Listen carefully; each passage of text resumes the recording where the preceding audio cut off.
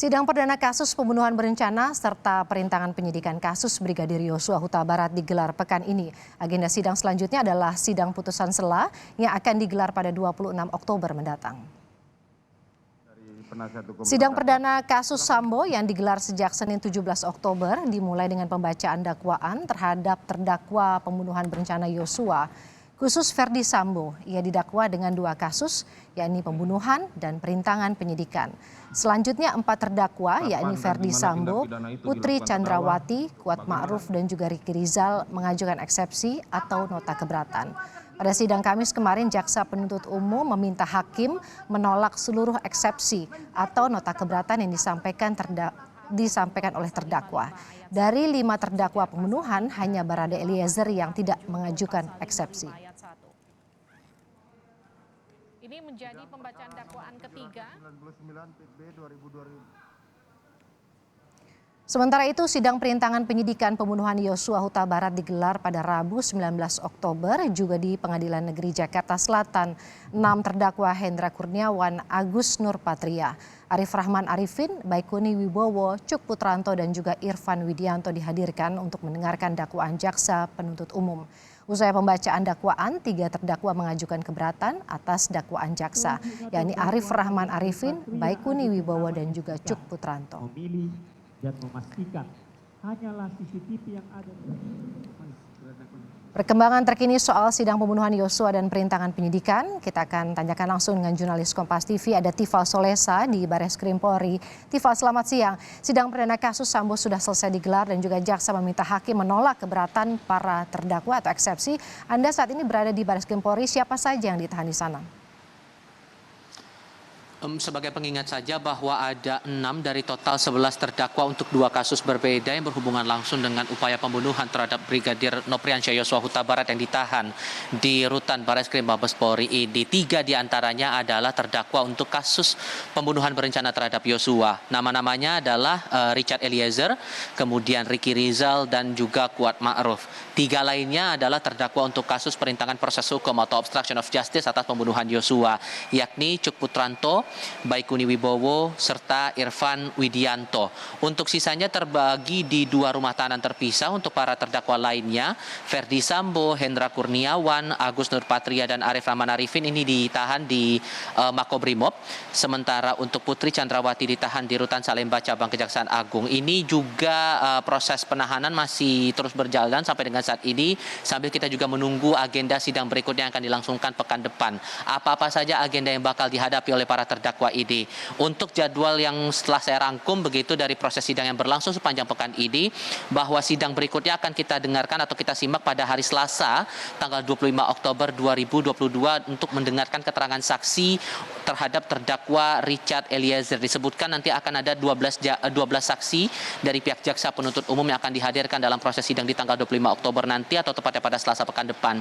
Sementara untuk hari Rabu tanggal 26 Oktober ada beberapa agenda sidang yang akan dihadapi, yakni sidang putusan sela atas terdakwa Ferdi Sambo, Putri Chandrawati, Kuat Ma'ruf, dan juga Ricky Rizal. Agenda lainnya di hari yang sama adalah pembacaan eksepsi dari tim kuasa hukum Cuk Putranto serta Baikuni Wibowo. Ditambah akan ada juga pemeriksaan saksi terhadap terdakwa Irfan Widianto. Sementara untuk di hari Kamis tanggal 27 Oktober 2022 akan ada pemeriksaan saksi untuk terdakwa Hendra Kurniawan serta Agus Nurpatria, dan di hari Jumat pekan depan di tanggal 28 Oktober 2022 akan ada pembacaan eksepsi dari tim kuasa hukum terdakwa Arif Rahman Arifin.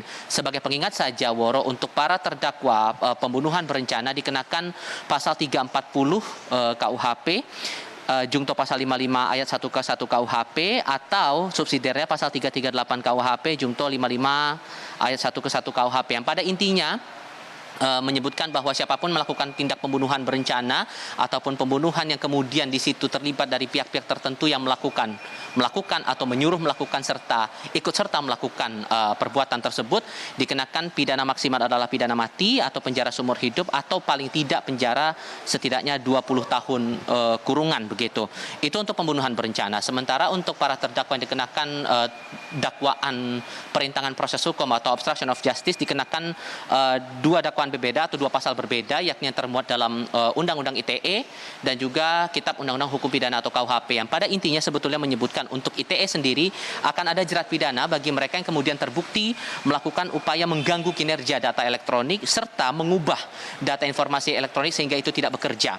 Nah, itu untuk ITE. Sementara untuk KUHP diterangkan dalam 2 pasal, di pasal 233 dan 221, yang pada intinya akan ada jerat pidana yang dikenakan para terdakwa apabila kemudian terbukti dengan sengaja membuat merusak data tersebut atau barang-barang tertentu di hadapan penguasa umum serta berupaya untuk menyembunyikan tindak kejahatan. Pidana penjaranya bisa 4 tahun paling tinggi dan juga 9 bulan untuk pasal 221 dalam Kitab Undang-Undang Hukum Pidana, Woro. Tifal, dalam sidang dakwaan ada 3 terdakwa perintangan penyidikan ini sempat mengajukan keberatan atas dakwaan jaksa. Anda sempat berbincang dengan kuasa hukum mereka. Apa saja sebetulnya poin-poin keberatan dari para terdakwa? Iya, dari dakwaan sendiri sebetulnya saya sempat berbincang dengan 3 pihak setidaknya dari pagi sampai siang hari ini. Pertama terhadap Arman Hanis, kemudian kepada Rasa Mala Aritonang, kemudian terakhir kepada Roni Talapesi, yang pada intinya untuk mereka yang kemudian menolak dakwaan dalam hal ini dari kuasa hukum Ferdi Sambo dan Putri Chandrawati, sebetulnya mereka tetap bersikeras bahwa latar belakang dari terjadinya cekcok antara terdakwa Kuat Ma'ruf dengan korban Nopriansyah Yosua Huta Barat ini tidak diterangkan dalam surat dakwaan, sehingga ini dianggap dakwaannya kabur begitu, tidak jelas, tidak lengkap lah istilahnya demikian kalau kita ingat dalam dakwaan sebelumnya. Sehingga kalau saya tanyakan tadi terakhir kepada Rasa Mala Aritonang seberapa yakin sebetulnya putusan selah ini bisa mengabulkan eksepsi mereka, ia tetap yakin dengan keputusan majelis hakim nantinya akan disampaikan pekan depan bahwa eksepsi mereka akan dikabulkan dan menolak segala dakwaan yang disampaikan oleh jaksa penuntut umum dalam sidang sebelumnya. Nah, itu untuk pihak yang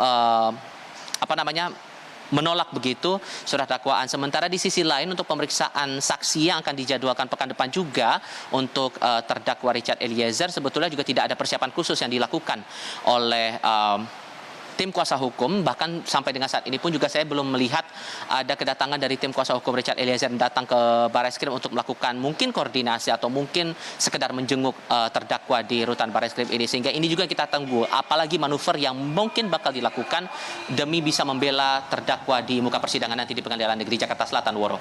Tifal Solesa dari Barreskrim Polri, jurnalis Kompas TV, terima kasih atas laporan Anda.